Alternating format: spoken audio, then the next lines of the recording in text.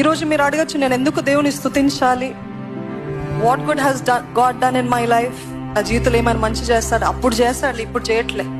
ఎంతకాలం నుండి అడుగుతున్నాను దేవుణ్ణి, నా జీవితంలో ఏం జరగట్లేదు అనుకుంటున్నారేమో, కానీ ఆయన చేసినా చేయకపోయినా అర్పించే స్తుతియే దాని స్తుతి యాగం అంటారు. ఆమేన్.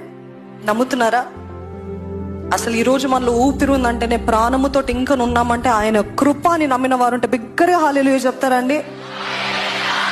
జరిగించకపోయినా I will keep on praising. నేను ఎల్లప్పుడూ యెహోవాను సన్నుతించెదను నిత్యము. ఏది మీరు చెప్పండి? నిత్యము అనండి.